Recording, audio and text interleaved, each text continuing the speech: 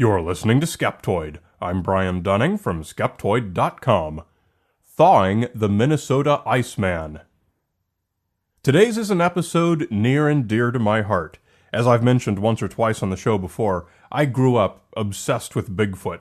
As a boy, I read every book on the subject I could get my hands on, all of which were completely credulous and promoted Bigfoot as a real animal. I read them to best prepare myself for some inevitable eventual encounter with the beast, and I marveled that so many people seemed unconcerned about this terrible monster that lurked behind every tree. And when I read of the Minnesota Iceman, apparently the complete preserved corpse of a frozen Bigfoot in a block of ice, I breathed a sigh of relief that now the world would be forced to acknowledge the reality of this simian threat. Today we're going to look at the facts of what's known about this relic and see what conclusions we can draw from it. The Minnesota Iceman was a 6-foot-tall, hairy ape man laying on its back in a block of ice, inside a large freezer sealed with a thick pane of glass on top. Some of the ice was clear, some was murky, but enough could be seen to make out its basic features. Its face had an upturned nose with large nostrils, and one of its eyes was dislodged as part of an apparent head wound. The left hand was thrown up over its head, while its right hand was oddly holding its penis up across its abdomen. Its introduction to the world was inauspicious. It was on the carnival and sideshow circuit. One chilly day in November of 1968, a young naturalist at the University of Minnesota, Terry Cullen, was having a scholarly look at the animals on display at the International Livestock Exhibition in Chicago. His attention was drawn to carnival barker Frank D. Hansen, displaying what he described as the Cyberskoya creature. Cullen was intrigued. Indeed, he was enthralled. For the requested 35 cents, he studied it as thoroughly as circumstances permitted, and concluded that it was indeed a real body. One of the leading authors on Bigfoot and abominable snowmen was Ivan T. Sanderson, the noted naturalist and occultist, and Cullen knew of him through having read some of his articles and books. Cullen decided to contact him about the creature. When Sanderson got the word, he was hosting an assorted group of occultists and paranormalists, as he often did, on his New Jersey property nicknamed The Farm. Among them happened to be the father of cryptozoology, the Belgian-French zoologist Bernard Heuvelmans, or as we uncouth Americans say, Bernard Heuvelmans. Like Batman and Robin getting the bat signal, Sanderson and Heuvelmans immediately went to go see Hansen, and on December 17th found themselves face to face, through the ice and glass, with the Cyberskoya creature.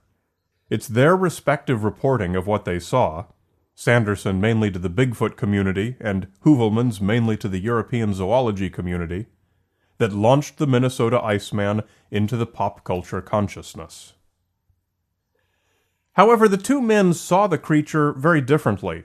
Like Cullen, Sanderson and Heuvelmans were both completely convinced of the creature's authenticity, i.e., they were satisfied that it was not a hoax latex mannequin or anything like that.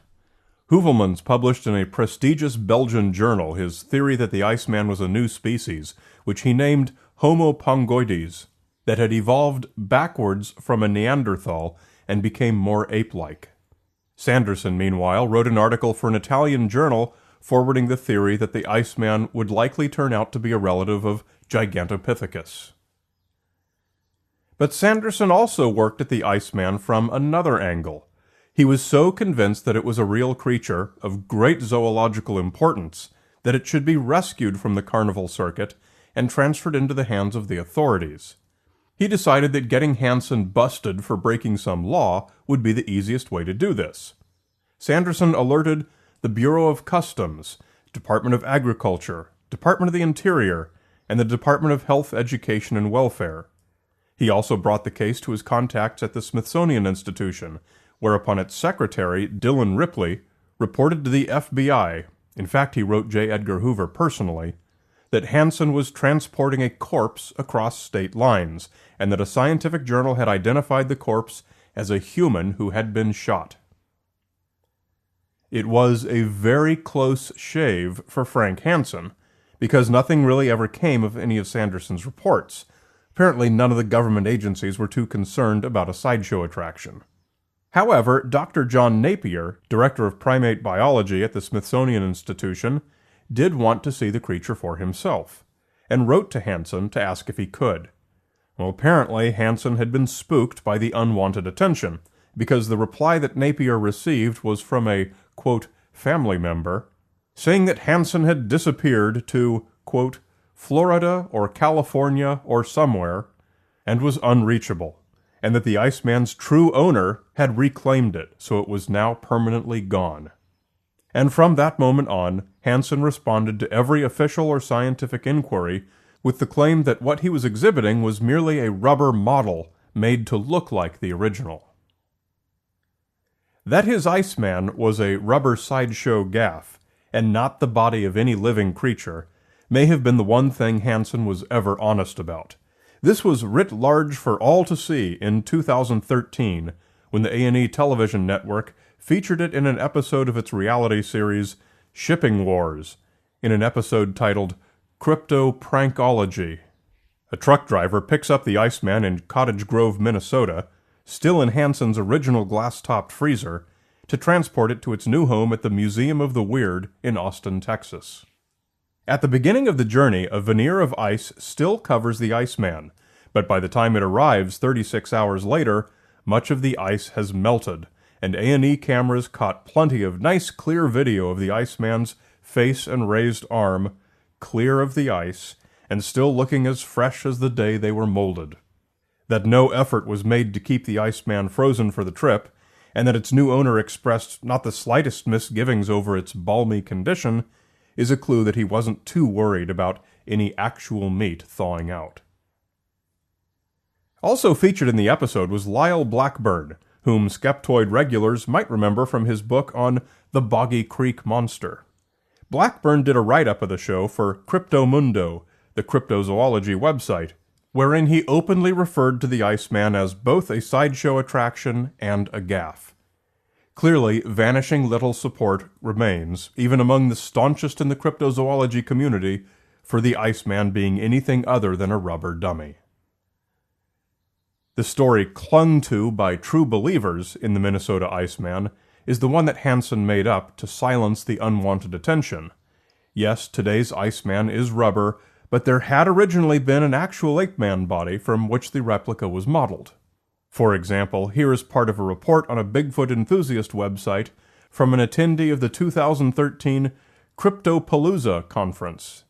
Mendoza reported that both the supposed original body encased in ice and the purported duplicate for display had been missing for years and had not been seen since the late 1970s.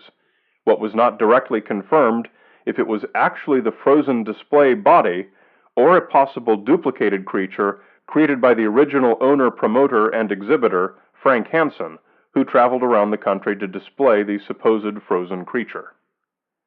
But we have at least two strong reasons to dismiss the possibility that there was ever any Iceman other than today's rubber gaffe. First of all, the only evidence of such a body was the verbal claim made by Frank Hansen, who had also made up at least 3 different stories to explain the creature's origin. To say he had a credibility problem would be to put it mildly. And second, we have the responses of Sanderson and Heuvelmans, the only scholarly men to have examined the Iceman before Hansen said he switched it for a replica. Upon learning that Hansen told Napier the current Iceman was just a replica, Sanderson compared their photos from their original viewing against newly published newspaper photos of the version now claimed by Hansen to be a rubber replacement.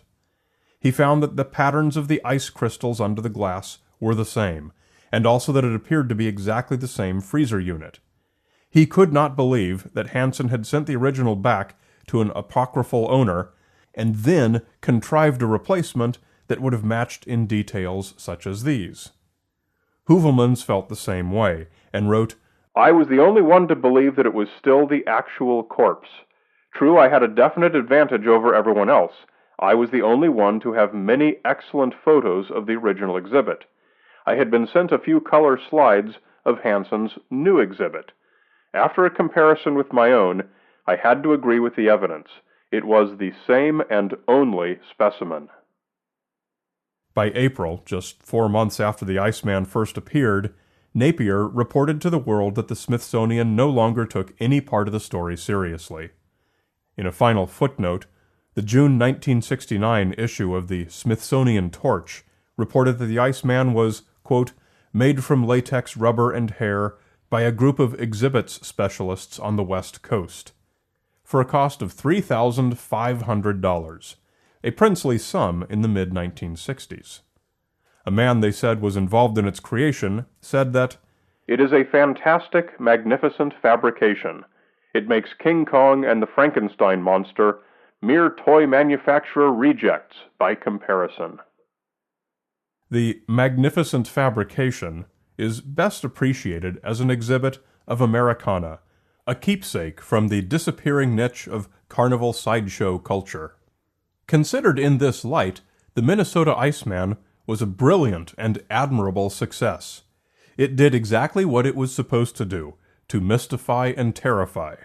To me, when I was a boy, as it did for so many others who got to see it in person, and hear the colorful Frank Hansen bark out his tale of the monster's strange discovery in the ice. For me, the Minnesota Iceman was yet another case where actually solving the mystery provided a reward much more valuable than what I had hoped for when I simply accepted the story.